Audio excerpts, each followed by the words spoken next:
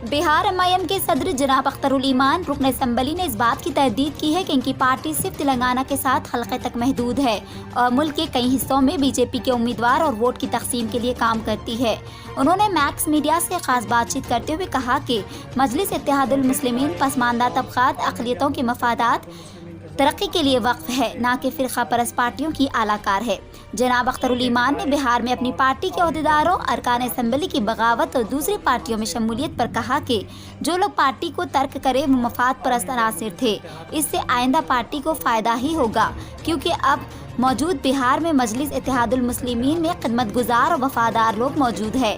एक सवाल पर कि आया आप पार्लियामेंट के लिए लड़ेंगे, तो उन्होंने जवाब दिया कि मैं पार्टी के डिसिप्लिन कार रुकन हूँ, अगर मौका दिया गया तो दोबारा पार्लियामेंट इलेक्शन लड़ूंगा। एमआईएम को छोड़ के आरजेडी में शामिल हो गए। अब जो है आने वाले वक्त में जब बिहार में इलेक्शन होगा तो उसके लिए आप किस तरह से तैयारी कर रहे हैं?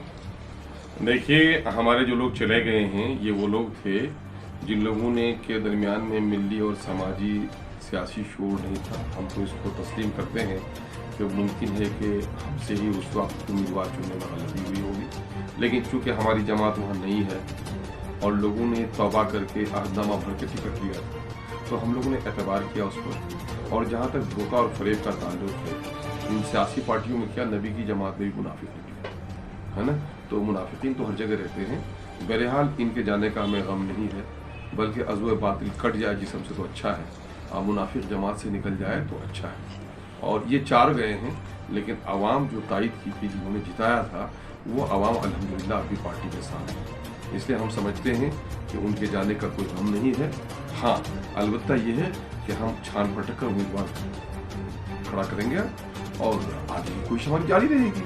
हारना जीतना, भाई गिरना संवरना उठना तो उन्हीं का है जो मंजिल की तरफ रमा दवा है। बैठे हुए लोग गिरते भी नहीं, फिसलते भी नहीं। तो हमने चूंकि नए अंदाज में काम शुरू किया और मैं समझता हूँ कि आज़ादी के इन 75 सालों के दरमियान में बिहार में पहली मुस्लिम क़यादत थी जो अपने बलबूते पर उठी। इसलिए आवाम की काफ़ी हमायत हमको हासिल है। इसलिए हम इससे कहीं से भी हौसला हमने नहीं खोया है और हमारा कारवां मंजिल की तरफ रवाना हुआ है। जिस तरह से आप बिहार में विधायक के तौर पे जाने जा रहे हैं, क्या आने वाले वक्त में आप सांसद हैं? नहीं, पार्टी का मैं गुज़िश्ता इलेक्शन में बे पार्टी का उम्मीदवार रहा हूँ। तकरीबन 2,94,000 लोगों की हमायत भी हमको हासिल हुई है। और फिर उसी इलाके में जो हमारा पार्लियामेंट्री हल्का है उसके दरमियान में ही हमारे लोग 4 चुन के आए। तो ये बात तो है कि आवाम की हमायत पार्टी को हासिल है, तो यकीनन है कि पार्टी वहाँ इलेक्शन लड़ेगी और पार्टी का फैसला मेरे हक़ में हुआ तो मैं लड़ूंगा। तो ये बात होता है, पार्टी के नतीजे इशारे इस सिलसिले में हैं। खतमी तौर पर जब ऐलान होगा, पार्टी पूरे तौर की तैयारी कर रही है। जिस तरह से आप विधानसभा में मुस्लिम नुमाइंदगी के तौर पे आप बेबाक आवाज़ उठाते हैं, तो उसका रिजल्ट क्या आ रहा है? जो एजुकेशन सिस्टम है बिहार का, वो एजुकेशन सिस्टम में आपका क्या नुमाइंदगी है बिहार सरकार से? देखिए, मामला ये है कि हम 2 खतूत पे लड़ाई लड़ रहे हैं।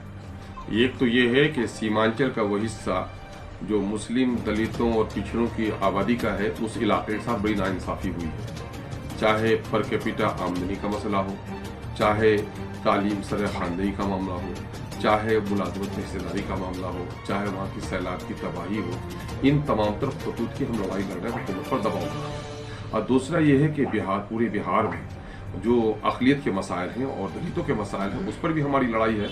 इस वक्त आप देखेंगे कि एक बड़ा अजीब इत्तेफाक है कि गरचे हमने अखलाकी एतबार से बीजेपी की मुखालिफत में इस जमात की हमने हिमायत की है, लेकिन मामला ये है कि बीजेपी आज मुसलमानों के और दलितों के मसाइल पर पट्टी मुंह में बांधे हुए हैं। और जो लोग हुक्मरान जामत में सब लोग शामिल हो गए हैं, वो लोग इन चीज़ों को बोलने की हिम्मत नहीं करते हैं।